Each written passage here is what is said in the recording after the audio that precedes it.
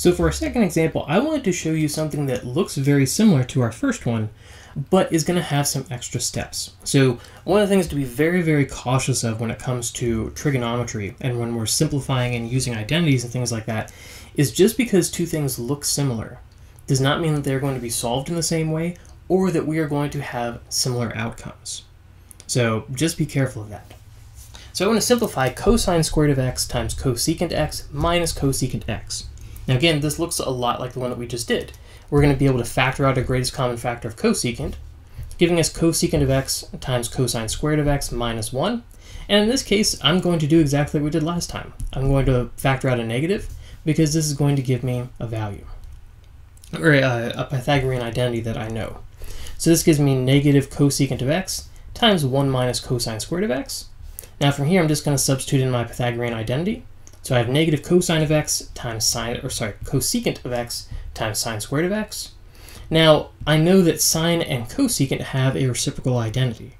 So I'm going to be able to do this even further. I don't have to stop here. This is not completely simplified. That's the other thing to kind of be careful of. If I am right here, I want to go and make sure there's nothing I'm missing. Make sure that sine squared can't be broken into something that looks like cosecant, or that cosecant can't be broken into something that looks like sine.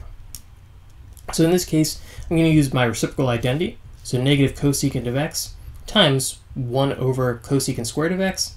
I'm going to simplify using my power of exponents because this is really negative cosecant of x divided by cosecant squared, and the powers are going to cancel out, giving me negative 1 over cosecant x, or negative sine of x. So this is going to simplify down into just negative sine of x. Now again, there are a couple of different ways to do this. If I wanted to at this point, I could have simplified cosecant as 1 over sine. And at that point, maybe it would have been even more direct. But this is maybe a more indirect route that still gives you the same answer, but is a different way of doing it. So again, there's no correct way of doing this and getting this answer, but there are lots of missteps that you can possibly make along the way. And with these, you're going to have to experiment and play around a little bit. It's not always going to be just straightforward and easy.